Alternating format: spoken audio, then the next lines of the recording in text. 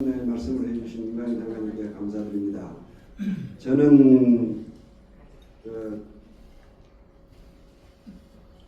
보시다시피 저희 집안이 광주에서만 한 400~500년 산 집안입니다. 광주 토백이는 참 보기 드무실 겁니다만은 그래서 그런지 광주에 대한 애착이랄까 생각은 여기 계시는 분들 못지않게 많다고 자부하고 있고요. 특히 그 광주 공항이나 예전에 KTX에서 내려서 이렇게 광주 시내로 들어가다 보면은 부동산 그 쳐다볼 때마다 꼭 그때 어머니 젖가슴 같냐 라는 생각을 가지면서 살아온 세월이 상당히 깁니다. 저는 그 광주에서 태어나가지고 광주일보, 서중일보가 나오면서까지 있었고, 그 다음 대학부터는 거의 출양 인사가 되다시피 했는데 중간에 이제 군대 생활을 31사단에서 좀 하고요. 그 다음에 저기 광주 공안부장으로 1년 근무한 것이 전부고 나머지는 거의 광주를 떠나 있었습니다. 그러다 보니까 자연스럽게 어떤 생각을 하게 되냐면은 그 고향에서 사는 분들의 생각과 내 생각이 일치됐을 때는 굉장히 편한데요. 고향에서 사는 사람들의 생각과 내 생각이 달라지고 또 세상이 또 다르게 보일 때, 특히 여기 계신 분들도 그걸 많이 느끼실 거예요. 출양 인사들, 특히 출양 인사들, 그리고 서울에 와서 출세하신 분들은 더더욱 어떤 생각을 하게 되냐면 우리 고향이 왜 저렇게 됐느냐, 그리고 우리 고향 사람들과 내 생각이 왜 이렇게 자꾸 거리가 벌어지느냐, 이런 느낌을 많이 갖게 되실 텐데, 그러다 보면 이제 어떤 것이 나타나냐면은 대체로 정체성의 혼란이 나타납니다. 정체성이라는 게 다른 게 아니지 않습니까? 너는 누구야? 했을 때 나는 나다 라고 이야기할 수 있어야 되는데, 나라고 이야기하려고 보니까 네 호남 사람이야? 너 대한민국인이야? 그랬을 때 나 떳떳하게 나 대한민국 사람이다, 나 호남 사람이다, 이런 말을 할 수 있는 것이 못하는, 쉽게 나오지 않는, 한 번쯤 생각해보는 이런 것을 많이 느끼고 있던 차에 지금부터 한 6년 전에요. 저기 어느 분이 요즘 아주 높은 데에 계신 분이지만 소련군은 해방군이고 미군은 점령군이다라는 식으로 이야기를 하더라고요. 그리고 한 6년 전에는 그 문재인 정부 때인데 그런 이야기들을 많이들 해요. 그래서 지금까지 우리가 알았던 대한민국의 정체성을 부인하는 이야기잖아요. 그래서 이 대한민국에 대한 정체성부터 공부를 다시 해야겠다 해서 많은 책을 가지고 공부를 했습니다. 그리고면서 이제 오늘 드릴 말씀은 역사상 가장 잘 사는 나라, 세계적으로 많이 좋아하는 나라가 돼 있는 우리나라 속인데, 여러분 자주 보시면 아시지만 너무 사람들이 달라져 있지 않습니까? 서로 미워하거든요. 서로 증오하고, 그리고 절대 타협하지 않습니다. 요즘 우리 사회의 가장 큰 풍조는 절대 타협하지 않는 나라, 절대 상대방을 인정하지 않는 나라로 바뀌어버렸어요. 그럼 그 이유가 뭐냐? 라는 것은 대한민국의 정체성과도 관계되기 때문에, 그러면 대한민국 어떻게 만들어졌냐? 라는 것을 공부하기 위해서 옛날 그 진보 세력들, 지금도 그렇습니다만 가장 많이 읽는 책이 해방전후사의식입니다. 그 다음에 이제 이게 아주 안 나오는데요. 거기 죄송합니다. 이 해방전후사의식인데 이 책에 또 대응해서 해방전후사의 재인식이라는 책이 2권이 나왔습니다. 그래가지고 서로 이렇게 하기 때문에 제가 그 책을 전부 읽어보고 이건 아니다. 왜 그러느냐면은 너무 이념에 자기들의 목적에 맞추어서, 좌익과 우익의 그 목적에 맞추어서 글을 쓰는 것이라서 이렇게 세상을 봐서는 안 된다 싶어서 이제 주로 외국 서적들을 섭렵하기 시작했습니다. 제일 많이 참고했던 것이 헨리 키신저의 디플로마시인데요. 이건 원서로 원문만 820페이지에 달하는 방대한 책입니다. 이 책을 1년 2개월 동안 10번을 읽었습니다. 그 다음에 또 하우스 오브 엠파이어, 어떻게 미국이 제국을 숨기는가, 아주 라는 이야기 책인데, 이 책도 아주 감명 깊은 책들입니다. 그 다음에 파워 엘리트라고, 이것은 제 나이와 같습니다. 1956년에 만들어진 책인데 아주 이것도 참 굉장히 좋은 책들입니다. 누가 지금 미국을 움직이는가? 8번째 편인데 오바마 편이 지금 마지막까지 나와 있습니다.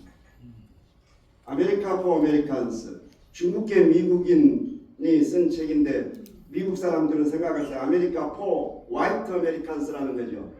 그 책은 내용이고, 그 다음에 이제 하워드 진이라고 유명한 미국 민중사입니다.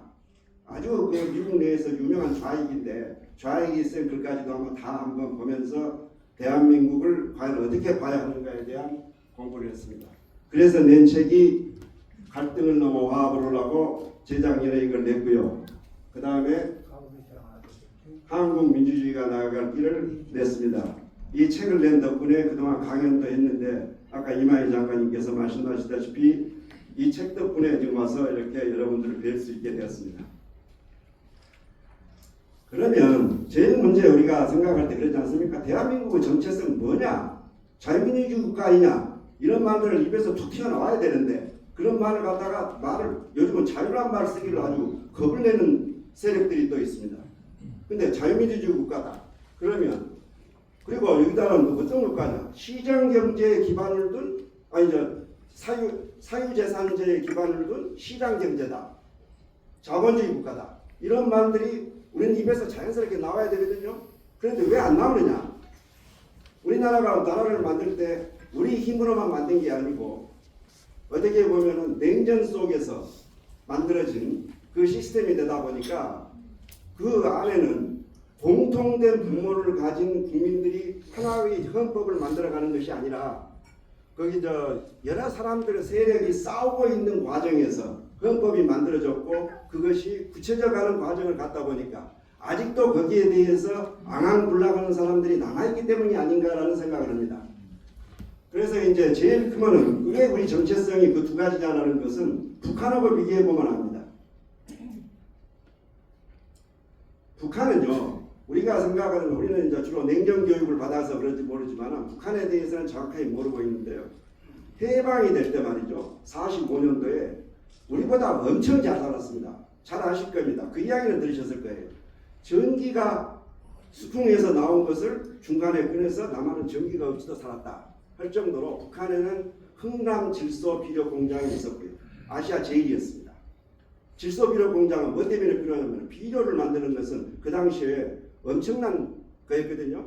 그 다음 두 번째 그 수풍 수력 발전소 등 이렇게 화학 장비가 돼 있었을 뿐만 아니라 1910년 우리 한일 합방될 때에 사립학교라고 있지 않습니까? 공립학교만 사립학교 수를 싹 세봤더니요, 평안도, 함경도, 황해도에 있는 사립학교 수가 전체 우리나라 수의 60%를 차지합니다. 그러면 어떠냐면, 그래서 여러분들 잘 보시면 아시지만 해방 전국은 북한에서 오신 분들이 다 장악을 해요. 김구, 이승만 다 황해도 분이죠. 안창호는 몇 길씩 돌아가셨지만 그건 평안도 분이죠. 조만식, 이승은 평안도 분이죠. 6.25 전쟁도 간 유심히 보십시오. 뭐냐면은 백선엽 평안도 사람이죠. 정일권 함경도 사람이죠. 그 두 사람이 앞장서 싸웠습니다. 그리고 북한에서는 김일성이 늘어서 남북 전쟁이 아니라 북북 전쟁이라고 이야기한 사람도 있습니다. 그럴 정도로 지식 수준이나 이 현대 문명에 깨우치는 속도가 남한과는 비교가 안 됐단 말이죠. 그런데다가 1945년 해방이 되자마자 스탈린이 바로 지시를 합니다. 북한에다가 빨리 단독정부를 만들어라 말이야. 인민정부를 만들어야 한다. 그래서 9월 20일 날 그걸 지시를 합니다. 그래서 6개월 만에 뭘 할 수 있었냐면 토지개혁을 할 수가 있었어요. 토지개혁을 그 다음 6개월 만에 할 수 있었던 건 나라가 없으면 안 되는 거거든요.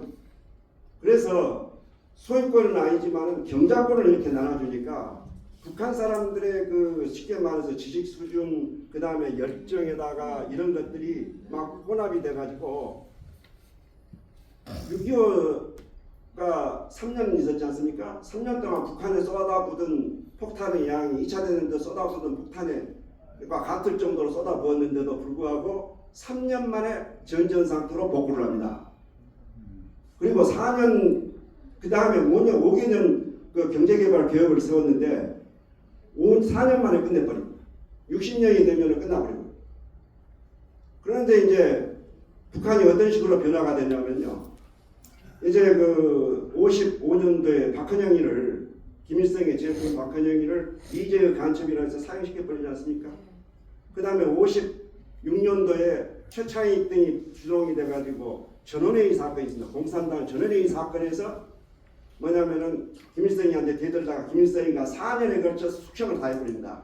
그래가지고 1960년이 되면은 완전히 북한은 김일성 1인 체제로 사실상 굳어져 갑니다. 그러면서 또 뭐가 문제가 있냐면요.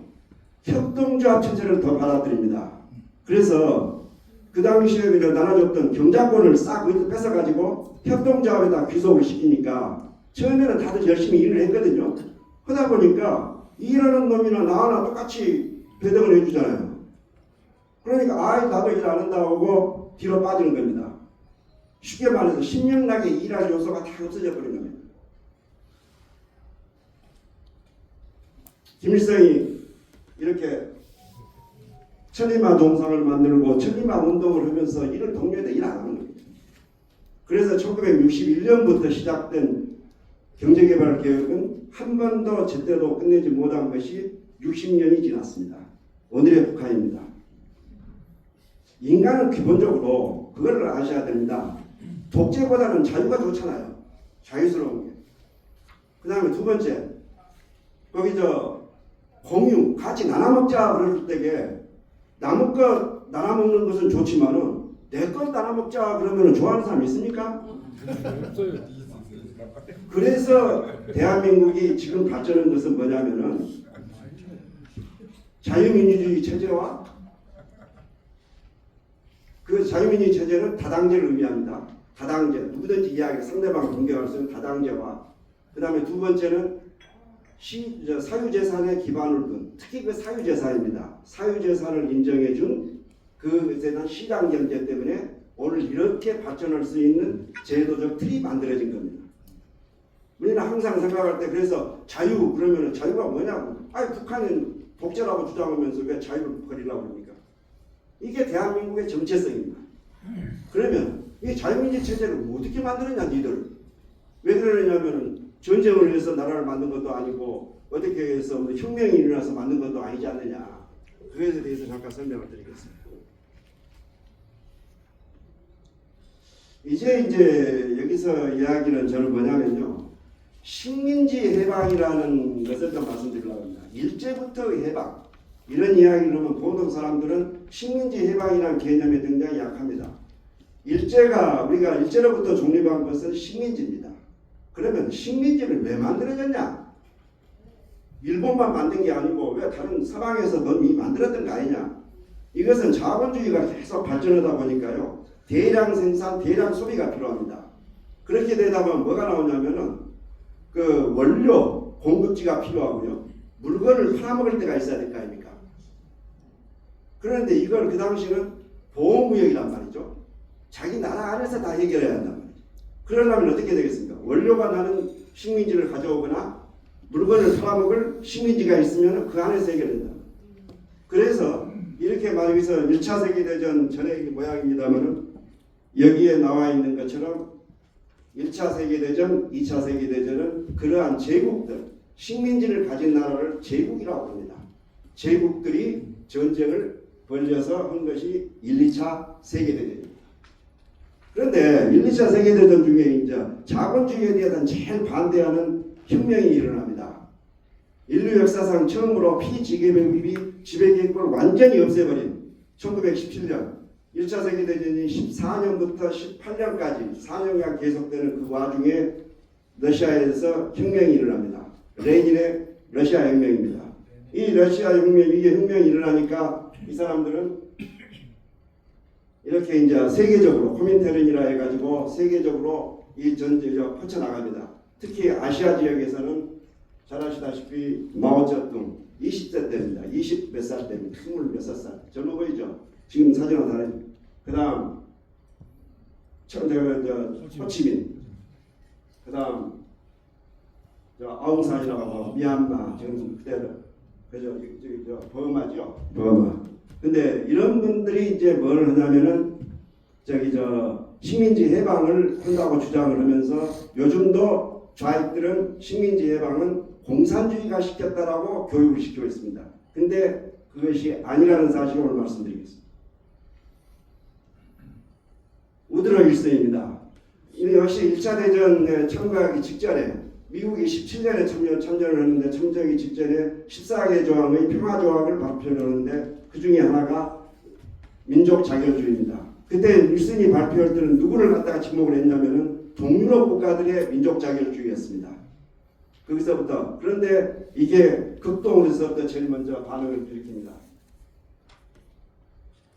3.1운동입니다. 그 당시 우리나라 인구 2천만에서 200만 명이 참여한 대규모 전쟁, 대규모 운동입니다.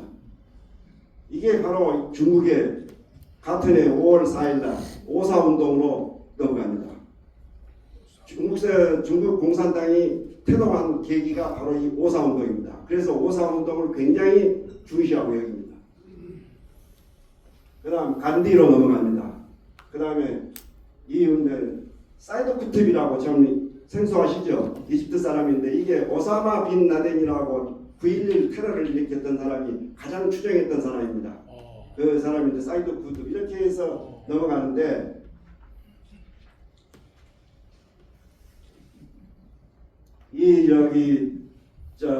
윌슨의 그 민족 자결주의를 다시 외치는 사람이 루스벨트입니다. 2차 세계대전이 1939년에 나서 45년까지 6년간 계속되는 동안에 여기 41년도 대서양에 있는 함선 위에서 대서양 헌장이 발표가 됩니다. 그때 루스벨트가 처칠한테 이야기를 합니다. 세계 인구 25억 중에서 11억의 아시아인을 백인의 적으로 만들 수 없다. 식민지를 해방시키자. 그러니까 처칠이 승낙을 하겠습니까? 세계에서 가장 많은 식민지를 갖고 있고 세계 패권 국가인데 반대를 합니다. 그러지만은 미국 돈으로 전쟁을 치르는 마당에 그냥 묵인하는 식으로 넘어갑니다. 그리고 나서 1943년 카이로 회담이 열립니다. 카이로 회담은 그 테헤란 회담으로 가서 그 스탈린과 만나기로 했는데 스탈린이 장개석이하고는 절대 만나지 않겠다. 왜 그러냐면 자기는 만주에 생각이 있었거든요. 그러니까 만주를 먹고 싶은데 장개석이 오면 안 된다 그러니까 가는 도중에 카이로에서 장개석, 루스벨트, 처칠이 만난 자리에서 드디어 한국에 노예된 처지를 고려해서 일정한 시간이 지난 후에 프리 앤 인디펜던트 컨트리로 만들어주겠다. 자유롭고 독립적인 국가로 만들어주겠다는 선언이 여기서 나옵니다. 그리고 이제 이 연합국 순회라는 것은 미, 영, 소련입니다. 이 세 사람들이 이게 이제 테헤란 회담, 이게 얄타 회담, 루스벨트는 얄타 회담 하고 나서 2달 후에 죽습니다. 그 얼굴색이 안 좋죠. 그 다음에 세 번째가 포츠담 회담입니다. 6년 동안 순회들이 만난 것은 3번에 불과합니다. 그런데 이제 문제는요. 그러면 미국이 왜 식민지를 해방하려고 했느냐? 아시아인을 그걸 갖다가 적으로 만들겠다? 이것이 하나의 그 명분이고요. 가장 큰 이유는 뭐였냐면요. 아까도 말씀드렸지만은 그 식민지를 만든 이유가 원료 공급지와 물건 판매처 아니겠습니까? 근데 원료 공급을 전부 인조로 바꿔버린 겁니다. 미국 사람들이. 예를 들어서 제일 큰 문제가 뭐냐면 이게 지금 일본이 당시에 점령했던 지역이거든요. 여기 지금 인도네시아하고 저 말레이시아 있지 않습니까? 여기서 고무가 나는데 세계의 90% 이상이 납니다. 그런데 그 당시에 여러분도 기억나시겠지만 싱가포르 점령했다고 전 국민 학생들한테 그 고무봉 돌렸지 않습니까? 미국이. 그것이 다 고무가 여기서밖에 안 나는 겁니다. 그런데 이 고무가 어디에 제일 필요하냐면요. 탱크 만들 때 캐터필러 돌아가는 건 전부 다 고무로 만듭니다. 그 다음에 자동차 만들 때 고무 들어가지 않습니까? 군함 만들 때는 고무가 엄청나게 들어갑니다. 그런데 이걸 못 만드는 거예요. 그러니까 뭐냐면은 독일이 이게 말을 안 보십시오 이거. 아니요 총 쏘는데 말 필요합니까 안 필요합니까? 말을 타고 왔다. 고무가 부족해서 자동차를 많이 못 만들었어요. 아, 그런 거예요? 그 다음에 독일이 2차 대전 중에 20만 명의 기마대를 운영합니다. 이런 정도로 그 고무를 지게 천연 자원에 대한 싸움. 요즘 같은 히토류 전쟁이죠. 히토류 전쟁 같이 비슷한 것이 그때 이미 있었던 겁니다. 그래가지고 이제 미국이 그걸 2차 대전 중에 고무를 100만 톤 이상을 양산해내는 기술을 개발하고 독일은 못합니다. 그래서 우리가 임진왜란을 도자기 전쟁이라고 부르듯이 2차 세계대전을 고무 전쟁이라고도 부르기도 합니다. 자, 그 다음에 이제 미국이 그러면서 어떤 생각을 했냐면은 다 이렇게 전체적으로 다 자기 뭡니까 예를 들면은 우리가 썼던 비단 같은 것은 나일론으로 다 바뀌고 그 다음에 밧줄 같은 것도 삼으로 만든 것을 전부 나일론 비닐로 이렇게 해서 다 만들어 가지고 전부 소위 말하는 원료를 갖다가 인조로 바뀌고 나니까 물건을 이제 팔아먹어야 될 거 아닙니까? 그런데 통신과 운송수단이 발달하게 되니까 굳이 막대한 비용을 들이고 식민지를 차지할 이유가 있겠습니까? 오히려 식민지가 방해가 되는 거예요. 왜냐하면 물건을 아무데나 팔아먹어야 되는데 보호무역으로 다 제국들이 갖고 있으니까 야 자유무역해라 말이야.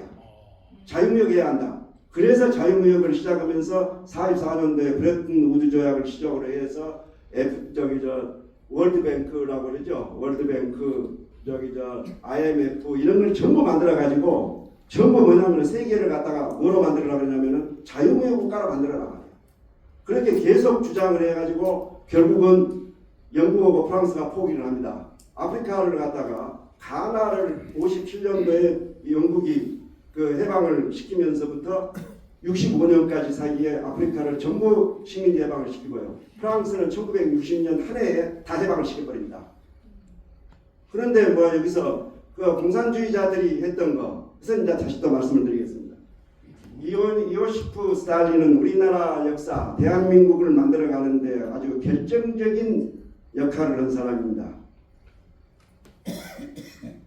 이걸 한번 보십시오. 2차 대전 끝날 무렵에 해방 전국 무렵에 소련이 차지하고 있는 영토입니다. 이것은 어떻게 비교를 해보시면 아냐면요. 지금 러시아 제국이 11번입니다. 11번. 러시아 연방 지금의 그게 이렇게 하고 있습니다. 이 러시아의 외교 정책은요. 지금도 그렇습니다만은 예전 러시아 제국이나 소련 때도 똑같습니다. 어느 날 러시아라는 나라는요. 영토가 엄청나게 넓은데 지평선 끝에서 뭔가 먼지가 뽀얗게 일어나면 쭉 흔히 달려오는 것이 외민족입니다. 와가지고는 갑자기 약탈하고 죽이고 나라를 점령해버리고 이런 것을 수세기 동안 당하다 보니까요. 나라의 안보를 어떻게 정했냐면요. 팽창입니다. 무조건. 국경선을 멀리 연 거예요. 그리고 또 정 안 되면 거기다가 울타리를 쌓는 거예요.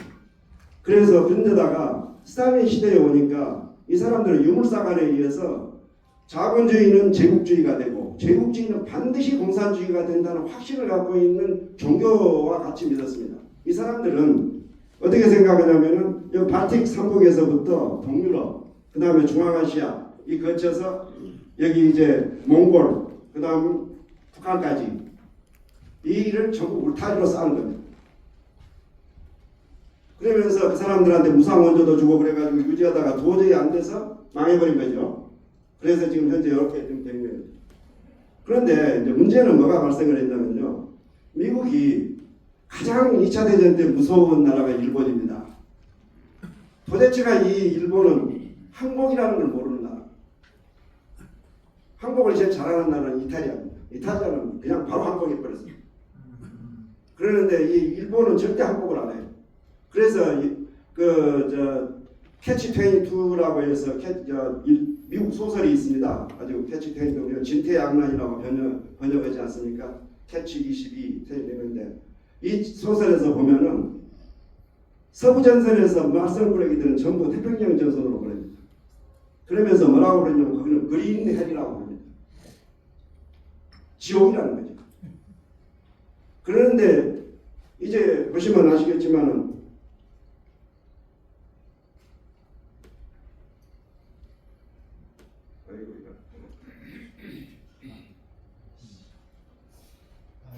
제가 그 당시에 일본이 차지한 이 영토입니다. 엄청나지 않습니까? 그리고 여기서 이제 제일 일본이 많이 미국이 많이 죽은 게 이오지마하고 오키나와 이오지마 오키나와에서 엄청나게 미군이 죽습니다. 왜냐하면 미국이 끝까지 항복을 하지 않습니다. 가서 자살해서 죽었으면 죽었지 항복을 하지 않습니다. 그래 미국이 가장 걱정한 것은 뭐였냐면은 그러면은 소련하고 같이 한반도로 들어와서 일본으로 가자. 이 계획을 세워서 얄타회담 45년 2월에 얄타회담에 소련하고 들어가자 그러니까 소련이 그때를 분야해서 요구를 합니다. 우리 옛날 내가 러시아 러일 전쟁 때 뺏겼던 딸의 위순왕을 주라. 이게 만주가 탐이 난 거죠. 남만주 첩도 주라. 그러니까 루스벨트는 오케이 해라. 이거 어쨌든 누라. 왜 그때는 원자탄이 없을 테니까. 그러면서도 이 친구들은 일본의 공격을 꺼려합니다. 왜 그러냐면 사실은 둘이 사이에는 중립조약이라고 해서 불가침 조약을 맺어놨거든요. 일본은 그 불가침 조약 때문에 만주에 있던 군대를 갖다가 밑에 이쪽 남쪽까지 내려보낼 수 있는 여력이 생겼고요. 그런데 그런 것 때문에 안 오고 있다가 아니 갑자기 원자폭탄이 떨어진단 말이죠. 이거 큰일 났다 싶은 거죠. 왜냐면은 저렇게 해서 일본이 항복해버리면은 약속받은 거 다 놓치잖아요. 그래서 이제 이렇게 대거 공격으로 떨어져요. 엄청난 150만인가를 쏟아부어서 내리칩니다. 그런데 미국이 처음에 생각할 때는 관동군이 좀 버텨줄 줄 알았어요. 그런데 이게 그냥 완전히 허당인 거예요. 밀고 내려가는 데 바로 청진까지 그냥 바로 뭐냐면은 폭격을 하기 시작하는 거예요. 이러니까 미국으로서는 어떻게 했어요? 저 잠만 나왔다가는 한반도 다 뺏겨버리겠다 싶으니까 처음에는 40도에서 그러려고 했어요. 그랬더니 40도는 이거 안 받을 것 같거든요. 39도 이것도 좀 곤란하거든요. 38도를 생각해요. 38도는 국무성하고 해군성이 찬성을 해요. 국무성은 서울 수도가 들어있다. 수도 서울이 들어있고 해군성은 인천과 부산이 있으니까 오케이다. 일단 그거라도 확보를 하자 그러면서 안 들어주면 그만이다. 할 수 없다. 그렇게 생각을 하고 있는데 스탈린이 바로 오케이 그런 거예요. 왜 그랬느냐 했더니 나중에 보니까 이 사람들이 오키나와가 아니라 홋카이도가 욕심이 났던 거예요. 일본 것 자기도 여기서 반 갈라줬으니 일본도 반 갈라먹자 이런 식으로 생각을 하고 그렇게 홋카이도를 차지하면 아까 울타리가 완전히 싸지죠. 그 다음에 태평양으로 나갈 수 있죠. 이런 여러 가지 이유 때문에 스탈린이 오케이를 한 겁니다. 그래서 38도선에서 멈춘 겁니다. 그래서 우리나라로 봐서는 38도선을 그은 것이 천추의 한이 될 수 있겠지만은 대한민국이라는 입장에서 보면은 38선이 없었으면 대한민국은 없는 겁니다. 맞아. 그것도 운이야. 공부했네. 자 그리고 이제 이 하지라는 분이 이제 우리 미군정 3년을 이제 차지하지 않습니까? 근데 이 하지는 어떤 사람이냐면 아까 말씀드렸던 오키나와 전투에서 이게 최첨단이죠. 오키나와까지 아까 미군이 빨리 38선을 그었던 것은 800km나 떨어져 있으니까요. 도저히 빠른 시간 내에 한반도까지 올 수가 없으니까 그런 절충안을 내세웠듯이 그때 하지가 그쪽에 부사령관이었다가 사령관이 죽었습니다. 그러니까 자기가 할 수 없이 이제 할 수 없다기보다는 사령관이 돼 있는데 하지 보고 너 빨리 가라 한국으로. 그래서 열심히 온 게 9월달에 온 겁니다. 근데 이 하지라는 사람은요, 이제 또 몇 가지 말씀드리고 싶은 것은 이 하지라는 사람은 전형적인 군인입니다. 나라에서 시키면 시킨 대로 하는 사람이지 그 유도리가 없는 사람. 네, 그래 이런 사람이라서 이인데 대한민국 그러면 해방 전국 때 대한민국 어떤 분위기였냐 도대체 그것에 대해서 좀 말씀드리겠습니다. 이 커맨딩 하이츠라고 하는 이 유명한 책이 하나 있는데 이 커맨딩 하이츠는 뭐냐면은 레닌이 거기 그 혁명을 일으키고 나서 경제가 엉망이 된 겁니다. 그래서 신경제정책이라 해서 요즘 북한에 장마당 있죠. 장마당 같은 것을 하기 시작했어요. 그랬더니 1년 만에 소련 경제가 살아나더래요. 그러니까 다른 그 공산주의자들이 그랬을 거 아니에요. 야 이 새끼야 너 우리 공산주의 여자고 그랬지 누가 자본주의 여자였냐. 혁명은 아니다라고 공격을 하니까 하는 이야기가 우리가 커맨딩 하이츠 소위 말해서 주의소 꼭대기만 차지하고 있으면 되고 밑에는 뭘 해도 상관이 없지냐는 그런 말에서 나온 커맨딩 하이츠입니다. 그 내용으로 책인데 이 책에서 이제 설명하는 것은 여기 2차 세계대전하고 1, 2차 세계대전을 겪으면서 너무나 많은 사람이 죽었습니다. 특히 한 세대의 젊은이들이 없어져 버립니다.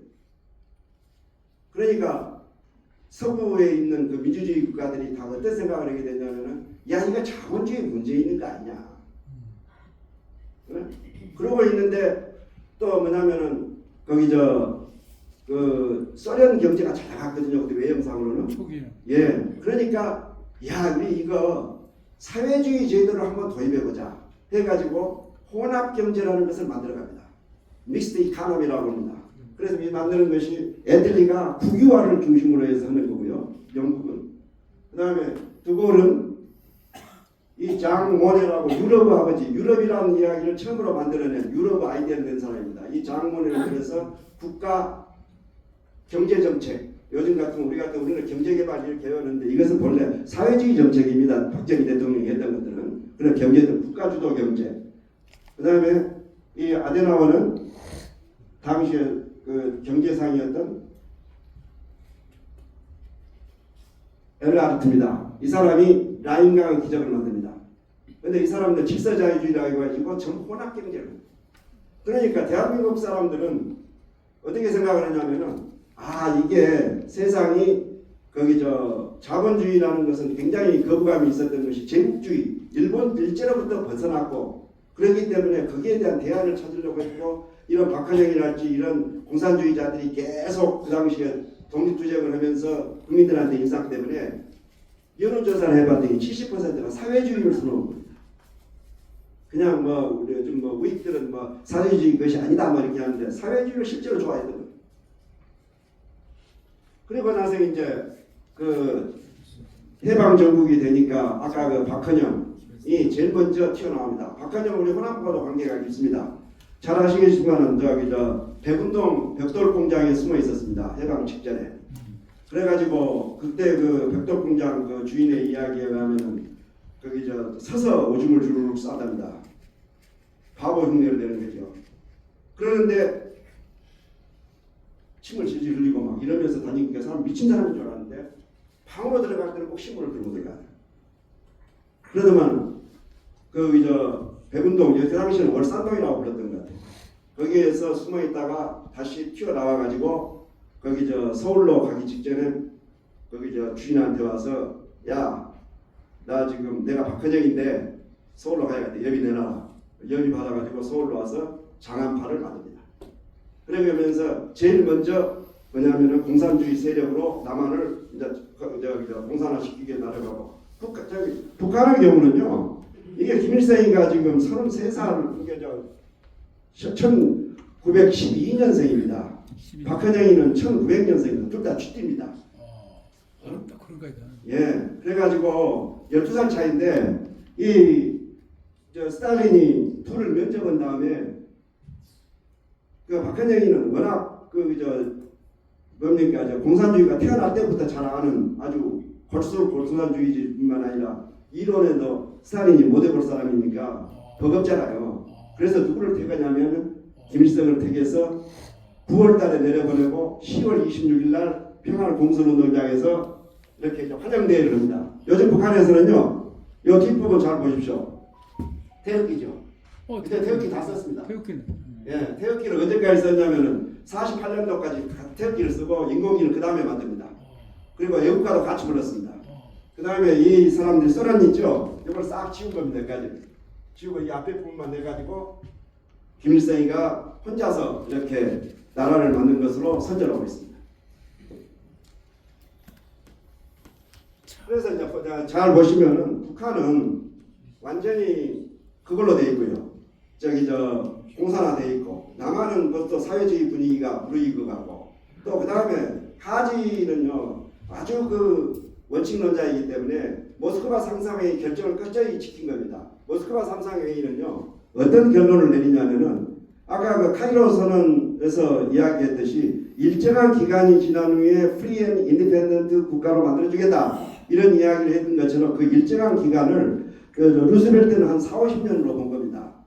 그런데 거기서는 루스벨트가 죽고 나서 거기서는 일단 통일 국가를 만든 다음에 남북 단일 정부를 만든 다음에 남북 합작 정부를 만든 다음에 그걸 5년간 스타투지를 하겠다는 건데 동아일보사에서 앞에 부분을 빼버리고 뒷부분만 가지고 찬탁 반탁으로 해서 온 나라를 뒤집어놓은 그런 사건입니다.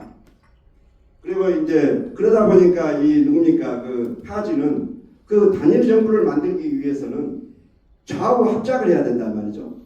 그래서 중도 우파인 김유식 이 부르는 거고, 그 다음에 중도 좌파인 여운형 이 두 사람으로 가지고 좌우 합작을 시도를 합니다. 그러면서 미소 공동위원회를 개최를 해가지고 남북을 어쨌든 단일 정부로 만들려고 했는데 결국은 실패하고 유엔으로 넘겨서 대한민국은 드디어 만들어집니다. 그 당시에 하지는 그 두 사람을 하다 보니까 이승만, 김구는 우라고 해서 배척하고 그우다가 그 다음에 박헌영은 좌라고 해서 배척하고 아까 그 두 사람을 한 것입니다. 그래서 이제 어렵사리 대한민국이 만들어집니다. 그런데 여러분들 대한민국이 자유민주 체제가 바로 됐겠습니까? 그 당시에는 이미 4.3 사건이 터져가지고 온 나라가 시끄럽고 온통 아직도 뭐냐면은 그 공산주의자들이 살아서 넘치고 있는 그런 나라에서 안 되지 않겠어요? 근데 대한민국 사람들이 자유민주주의 체제를 확보하게 된 것은 아이러니하게도 6.25 전쟁입니다. 아 그래요? 6.25 전쟁이 터지고 나니까 어떤 일이 벌어졌냐면요. 이것은 김대중 대통령이 쓴 나의 길 나의 사상이라는 책에 그런 말이 나오는데요. 뭐라고 써놨냐면은 이렇게 돼 있어요. 6.25로 이제 호남 지방이 전부 다 이게 그 북한 치하로 다 들어갔지 않습니까? 이 사람들이 와서 하는 짓이 인민 재판한다 해가지고 사람 잡아다가 죽이지. 그 다음에 감 하나, 옥수수 하나 또는 벼이삭 하나까지 다 세가면서 세금 받으려고 그러지. 심지어는 좌판에다가 그 담배 몇 감 놓고 파는 놈까지 와서도 다 세금을 매기려고 그러더라. 그런데다가 북한으로 도망갈 때는 엄청나게 사람을 죽였다. 그렇다고 해서 우익이 또 그러지 않은 것도 아니지만 이쪽 남쪽이 너무나 심해가지고 한국 사람들은 6.25를 딱 겪으면서 이 공산주의 이것들 큰일 날 놈들이다 라는 것을 철저히 알게 됐다는 겁니다. 바로 자유민주주의 체제가 대한민국은 정체성을 그때 찾는 겁니다. 놀랍네. 야, 공부 많이 했네. 그 다음에 이제 여러분 이제 여러 가지 뭐 재밌는 이야기들이 많이 있습니다만 다 생략하고요. 대단해. 이제 또 요즘 우리가 또 갈등하는 가장 요소가 뭐냐면은 2차 세계대전 후 독립한 국가 중 산업화와 민주화를 이룬 유일한 국가 대한민국. 그래서 잘 산다. 물론 맞습니다. 그 잘 살고 있고 또 그것이 배경이 됐기 때문에 요즘 K-팝도 날아가고 있지 않습니까? 큰 영향을 미치고 있지 않습니까? 그러면 산업화 세력이고 그러면 민주화 세력은 각각 다른 사람들이냐? 요즘 싸우고 있는 것이 그 원리 아닙니까? 산업화 세력, 독재 세력, 그 다음에 반란, 내란 세력. 요즘 프레임을 딱 그렇게 잡았거든요. 그런데 이 말이 여기 참 굉장히 중요한 말이 있습니다. No 부르주아지, no 디모크라시라는 말씀. 부르주아지가 없으면 민주주의 없다. 이건 여러분들이 곰곰이 생각해 보셔야 합니다. 4.19 혁명이 왜 실패를 했느냐? 여러분들은 뭐 다들 5.16 때문에 망했다고 다 이렇게 알고 있어요.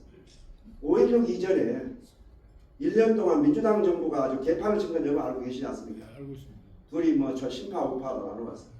그 기간 중에 그러면 그래도 왜 안 됐느냐? 그때 우리나라 국민소득이 63%인가 80 몇 %인가 밖에 안 됩니다. 세계 최빈국입니다. 국민투표 투표권을 전부 나눠줬는데 누가 말하지 않습니까? 비행기 삐라 푸듯이 나눠줬다고. 싸워서 얻는 것이 아닙니다.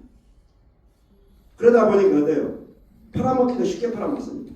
공무실 하나에 표 바꿔주고. 그런 데서 민주주의 되겠습니까? 자기가 국가의 주인이라고 주장할 수 있습니까? 4.19 때 안 되는 것은 여기 4.19 세대도 계시겠지만 그때 여건상 민주화라는 게 불가능합니다.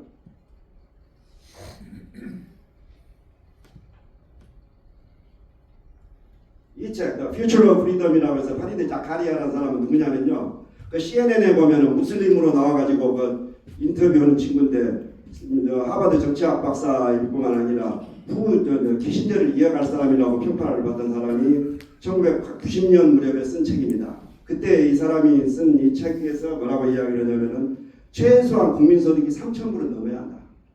그래야 뭐냐면은 민주주의를 할 수 있다. 그래가지고 했는데 우리나라는 아까 말씀드린 윤보선 장면 둘이 싸워서 박정희 대통령이 나왔는데 박 대통령에 대해서는 요즘 여야를 불문하고 다 존경한다는 이유는 뭐냐면요. 쉽게 말하면은 5.16 쿠데타 아닙니까? 근데 5.16 쿠데타를 5.16 혁명으로 바꿔버리는 거예요. 어떻게 바꿨느냐? 조국 근대화 산업화로 바꿔버려요. 그래서 이분이 했던 건 뭐냐면은 우리도 한번 잘 살아보세요. 5,000년 만에 우리 가난을 한번 벗어보자. 이렇게 해서 시작을 한 겁니다. 그래서 이분이 돌아가실 때는 뭐 여러 가지 내용을 잘 알겠지만 우리나라 국민소득이 1,660불까지 올라갑니다. 엄청나게 올라가는 거예요. 그리고 나서 전두환 이제 들어옵니다. 우리는 저 5.18 때문에 전두환 그러면 뭐 말도 꺼내기도 싫어하지만은 전두환은 어떤 역할을 해냈냐면요. 거기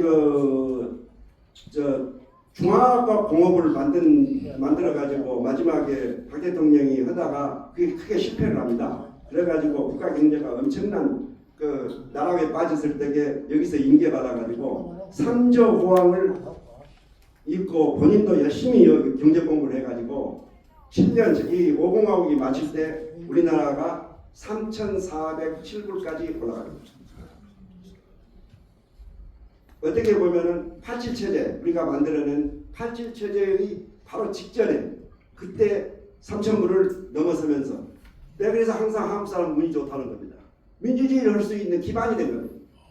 쉽게 말하면서 우리가 말하는 그 개발 독재 맞습니다. 개발 독재고 우리는 독재이기 때문에 독재를 싫어했는데 그 기간이 공교롭게도 냉전이 44년간 계속됐지 않습니까? 냉전 기간 동안에 미국의 우산 아래서 안보에 대한 비용을 최소화시키고 안보에 대한 비용을 없이 그 돈을 엄슬하거니 전부 다가 어디다가 투자를 했냐면은 경제 발전에 투자를 해서 우리는 세계 역사상 유례없는 산업화에 성공을 해냅니다. 뭐라고 비교해보면 여러분이 잘 아시냐면요. 아프리카 공원에서 독립한 나라들은 다 영국, 프랑스 밑에서 식민지를 있다가 독립했기 때문에 바로 민주주의를 했어요.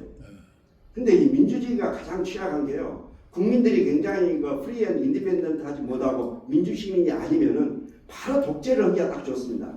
독재하다 보면 부패가 될 거예요. 어떻게 부패가 되느냐. 중앙정부에서 절반 떼먹고 지방정부에서 절반 떼먹으면 4분의 1 가지고 경제개발하는 나라하고 그걸 갖다가 엄선하게 쏟아부은 대한민국과 비교가 되겠습니까? 그래서 이런 그 과정 속에서 이 전두환 대통령이 끝내고 나면서 했는데 그 다음에 이제 우리는 뭐로 넘어가냐면은 민주화로 넘어갑니다. 이게 이제 민주화가 이제 되는데 대한민국의 그 민주화는 뭐냐 정의를 내리려 그러면은 50 청산입니다. 50 독재를 어떻게 청산하느냐 이것이 두 가지 방법이 있었어요. 하나는 운동권들이 주장한 NLPDR 혁명론입니다. 민족해방 인민민주주의 혁명론 60년대에 김일성이 만들어놓은 그 이념인데요. 그 이념을 토로해서 혁명을 해서라도 이 50을 청산하자고 주장을 하면서 계속 동안 했던 것이 하나가 있고 여기에 대해서 보수 정치인인 DJ와 YS는 무슨 이야기를 하냐면은 직선제 개헌으로 가자. 쉽게 말하면 타협하는 거예요. 일종의. 그런데 국민들은 어느 쪽으로 되겠느냐. 직선제 개헌 쪽으로 다 올라가면. 그래서 직선제 개헌을 하니까 50서도 혁명보다 낫잖아요. 그래 오케이를 한 게 6.29 선언입니다. 그래서 이제 드디어 우리는 정치를 해서 이제 이렇게 됐는데요. 문제는 또 뭐가 있냐면은 이제 이 YS나 DJ가 됐으면 말이 없었어요. 근데 누가 됐습니까? 노태우 대통령이 되니까 그동안 뭐냐면은 김대중 비판적 지지파라고 해서 비판적으로 지지한다 DJ를 그런다 그러면서 혁명론에서 거기 직선제 개헌론으로 약간 그 타협안을 내세웠던 제야 세력들 학생 운동권들은 난리가 난 겁니다. 이걸 말이야 우리 애써서 이거 만들어 놨는데 도로 이렇게 만드니 다시 깨부시자. 그것에서 나온 것이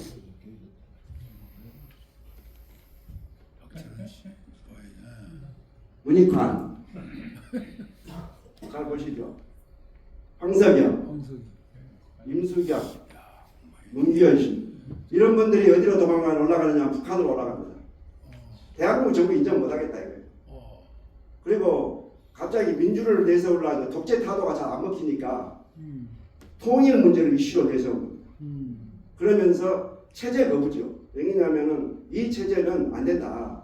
바로 이렇게 밀고 나가자. 이런 식으로 이야기를 하면서 여러분들 그때 잘 기억하실 거예요. 분신 자살이 엄청났습니다. 그랬어요. 그래가지고 뭐 불지르고 뛰어내리고 그 다음에 서울시까지는 잘 보시면 아시다시피 온통 불바다였잖아요. 화염병과 출입단으로 몸살을 앓았지 않습니까? 일종의 요즘 같으면 내란으로 처벌해도 되는데 이때 나타난 것이 검찰입니다. 검찰이 공안합동 수사본부를 내세워가지고 진짜 그야말로 일망타진을 해버립니다. 그래가지고 그 사람들이 전부 교도소로 가게 됐어요. 왜 그러냐면은 50대만 해도 독재를 하에서 싸웠기 때문에 명분이 있었는데 이것은 같이 만드는 87년 체제, 민주체제 아닙니까?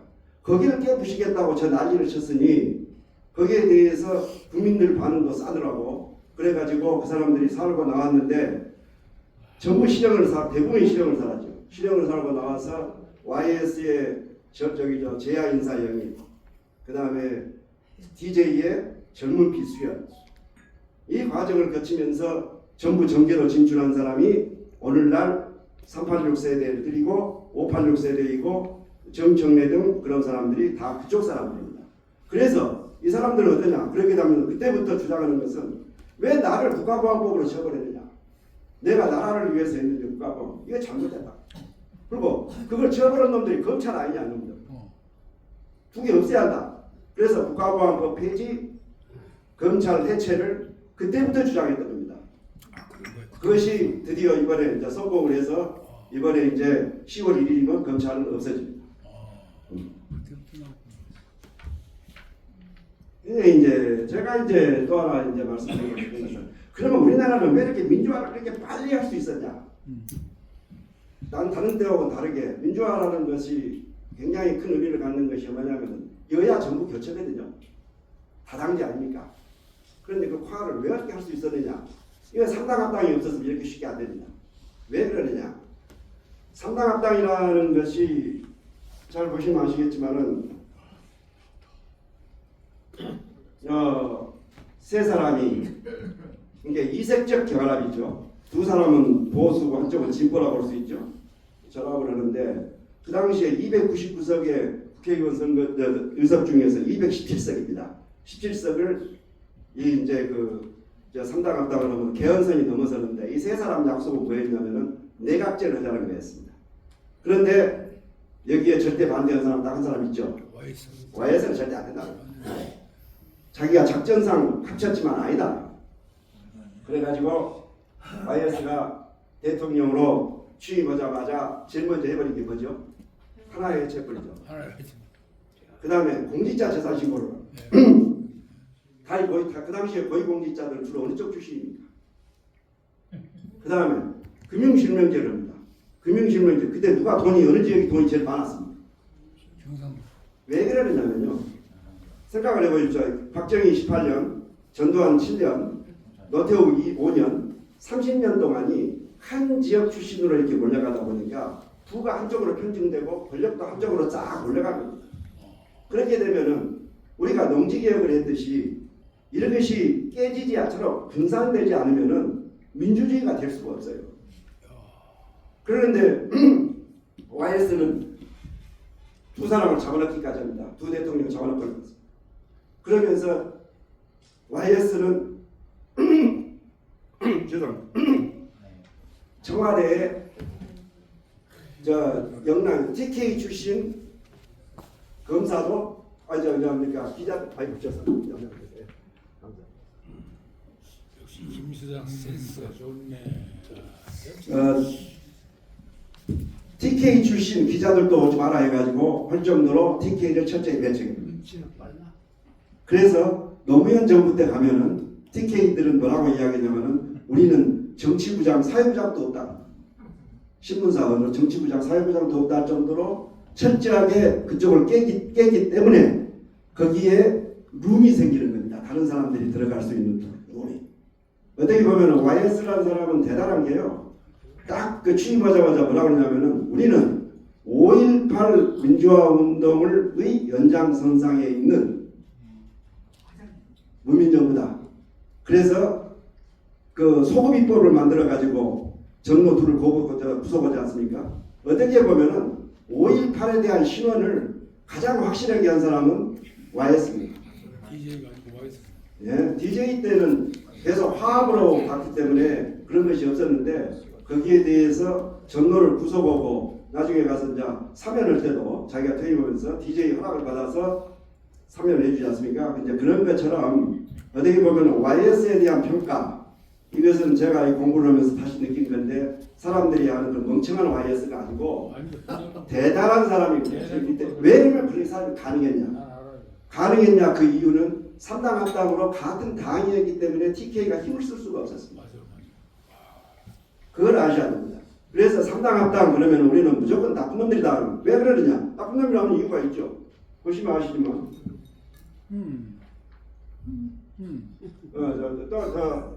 전에 좀 이야기를 하겠습니다. 이 얼마나 TK를 미워했냐면요.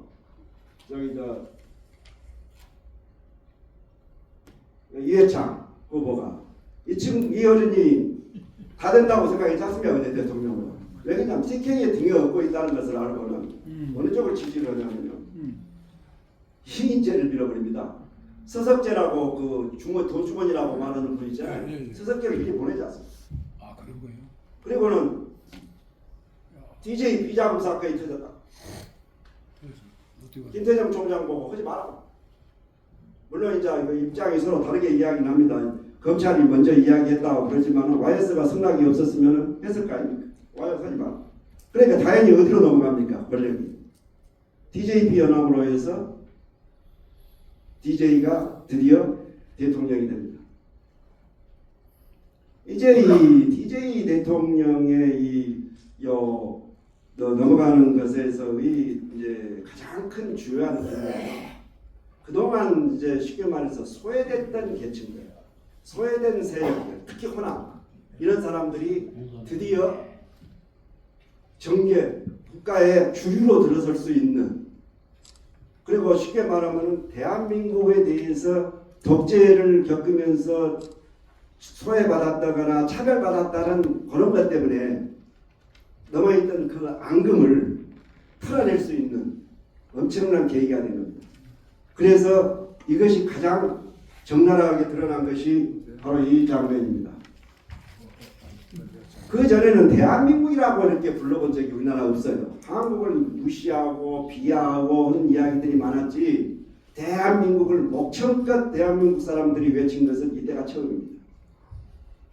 한번 생각해 보십시오. 바로 대한민국이 자유민주주의 국가로서의 정체성을 찾아가는 겁니다. 이와 함께 또 도는 거는 금모기 운동 있죠. DJ 때 그렇죠. 예. 그 다음에 또 태안반도에 가서 기름띠 제거하는 거. 이거 우리나라 아니면 뭡니까? 이제까지는 니기 나라니까 니기들끼리 잘 물어. 이렇게 했던 사람들이 우리나라라고 생각합니다. 이게 바로 대한민국의 큰 통합을 넣는 것이 여야 정부 교체입니다. 이렇게 해서 여야는 계속해서 이제 나가는데 문제는 이겁니다. 4대 구도로 되어 있던 것이 이 지역으로 이렇게 둘로 이렇게 저 호남대 비호남 구도로 이렇게 이제 짜개지다 보니까요. 이 그 호남 사람들은 어떤 생각을 하게 되냐면은 DJ 이꼴 민주화다라는 것에 대한 확신을 갖게 됩니다. 그리고는 88년 여러분 황색바람이라고 알고 계시죠? 88년 전부터 그 이후에 국민의당을 제외하고는 한 번도 민주당이 아닌 경우가 없습니다. 제가 여기서 말씀드린 것은 왜 그러면 민주당이 이거 안 좋지 않느냐, 왜 우리 저 한도 풀어주고 우리 세력이 돼서 좋지 않냐 그러는데요. 본래 우리가 독재를 왜 싫어합니까? 자유를 좋아하고 독재를 하게 되면은요, 특히 일당이 독재를 하게 되면은요, 어떤 일이 벌어지냐면은 전부 줄을 쓰기 어렵습니다. 그 줄에 안 쓰는 놈은 아무 소용이 없어요. 줄 쓰기 위해서는 어떻게 해야 돼요? 공짜가 있습니까? 돈 들이고 들어가든지 뭘 하든지 기여를 해야 될 거 아니에요. 부정부패. 그러면 나머지 세력들은 어떻게 되는 거예요? 그리고 또 그게 들어간 만약 공직자가 그 계열에 들어갔다 그러면은 돈을 썼으면은 또 밑에 가서 무엇을 뺏어와야 됩니까? 자기 돈을 벌어야 될 거 아니에요, 다른 데서. 그렇죠.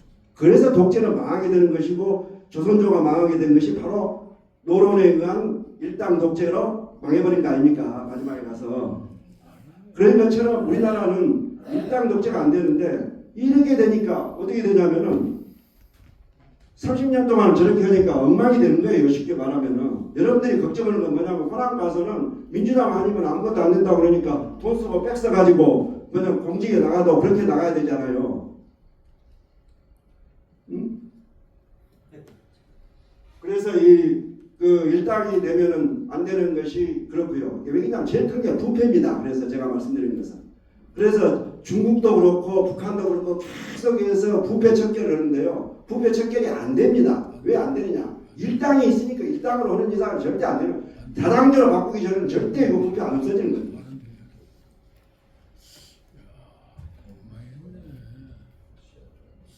그래서 이제 말씀드리는 건데 호남이만 문제만 된 게 아니고 잘 아시다시피 정치한 사람 입장에서 한번 생각해 보십시오. 어렸을 때부터 계속해서 사람들 만나면서 선거운동 아닌 선거운동을 하는 것이 편합니까? 아니면 한 4년 편안히 있다가 다음 대표한테 가서 돈이나 좀 갖다 주고 뭐 기여를 한 다음에 딱 하고 나서 하는 게 편합니까? 후자가 편하죠. 후자가 편하잖아요. TK가 똑같이 돈을 받는 겁니다. TK도. 호남과 영남 두 군데서 이제 그런 현상이 나타나기 시작합니다. 그러다 보니까 어떤 일이 벌어지냐면요. 다카이치가 지금 일본의 지금 수상이죠. 그 사람 밑에서부터 기어서 올라왔지 않습니까? 네. 그런 사람이 없다 보니까 인물이 안 나와요. 호남에는. 정세균, 이낙연 두 분 총리까지 했음에도 불구하고 대통령 후보도 안 되죠. 안 돼. 뿌리가 없어요. 근거가 없죠. 뿌리가 없다. 그 다음 영남에서는 누가 있습니까? 영남 사람들이 누가 이야기가 들어가. 이재호도 있고 김문수도 있고 홍준표도 있지 않느냐. 이 세 사람은요. 영남 출신들이 아니에요. 원래 서울 수도권에 있었던 사람들이에요. 거기서 타선했던 의원들이에요. 그래요? 주호영 의원 요즘 그 대통령 후보 되겠어요? 그보다 뿌리가 없다. TK들 보시면 아시면은 전부 다 어떠냐면은 강남 3구 아니면은 저 대구 경북으로 쫓아가잖아요. 이런 현상을 여러분들이 이렇게 보시면서 이게 지금 이 일당이 한 지역을 오래 차지하면 안 되는 이유.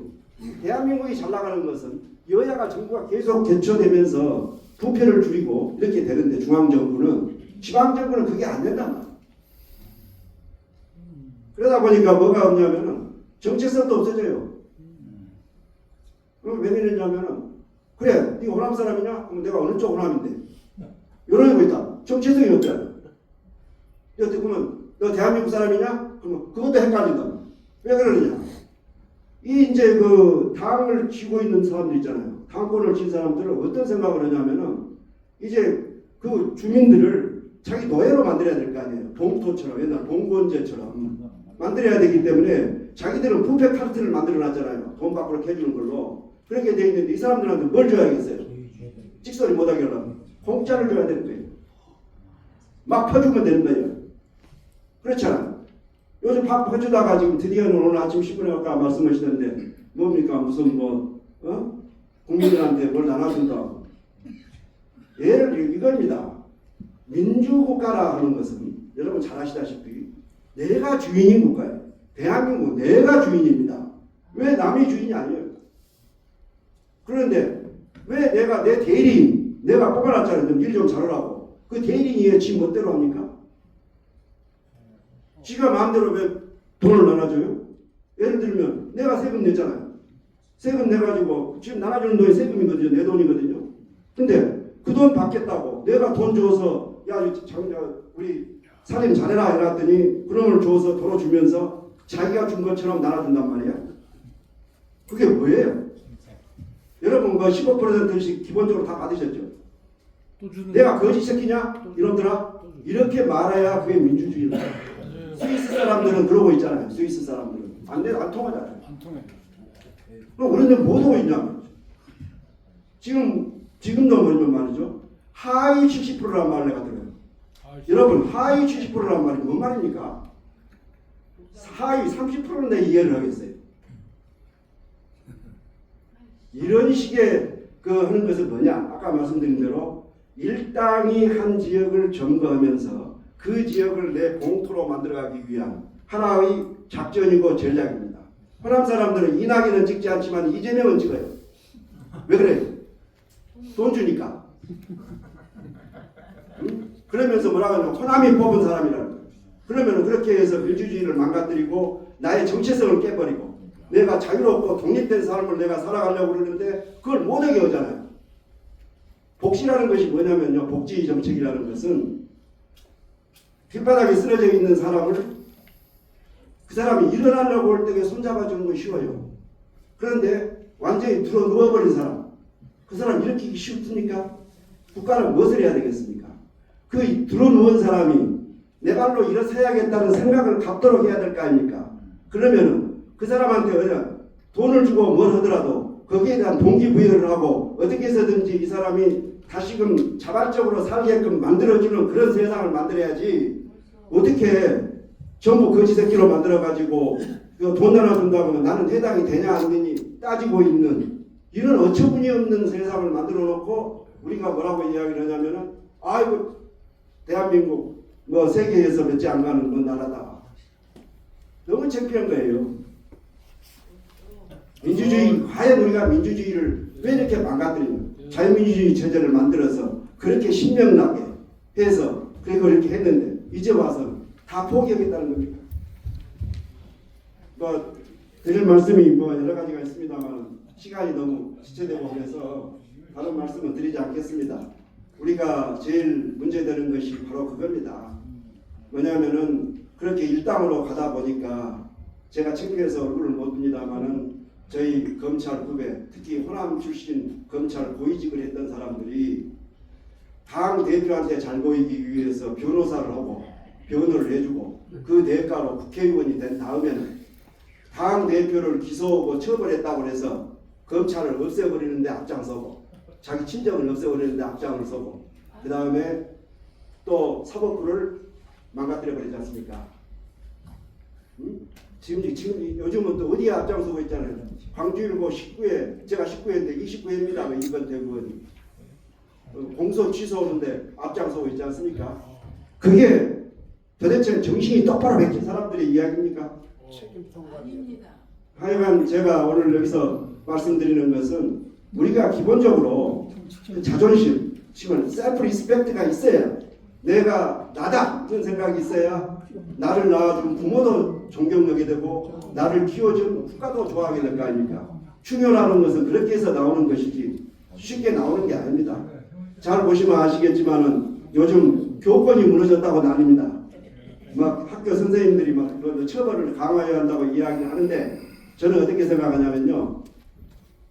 전교조가 나와가지고 권위주의를 없앨 때는 다 좋아했어요. 왜 좋아했느냐? 아, 우리 사회에 권위주의를 없앤다. 했더니 권위주의가 어디까지 없애버렸습니까? 자신들은 권위까지 없애버렸어요. 그러니까 학생들이 어때요 요즘? 선생 알기를 어떻게 합니까? 그래놓고 나서는 지금 와서는 취업을 하겠다고요? 권위를 세울 줄은 모르는 겁니다. 6.25 전쟁 때 참전한 그 미군들 중에서 3만 4천 명인가 4만 명 가까이 죽었습니다. 그 중에 장성들 출신이 200명이나 있다, 자식들이 200명이나 있다는 거 알고 계십니까? 미국은 바라버렸습니다. 어느 사회든지 그 사회를 지켜내는 귀족이 필요한 겁니다. 미국 사회, 외국 서양에서 귀족은 공익을 실천하는 사람입니다.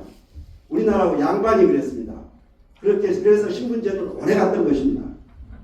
공익을 실천하는 사람 때문에. 그런데 우리는 지금 어떻습니까?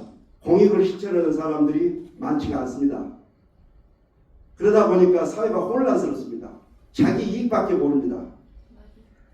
이런 사회에서 여기 계신 우리 호남 포럼 계신 분들은 다 귀족 되시기를 바라면서 오늘 강의를 마치겠습니다.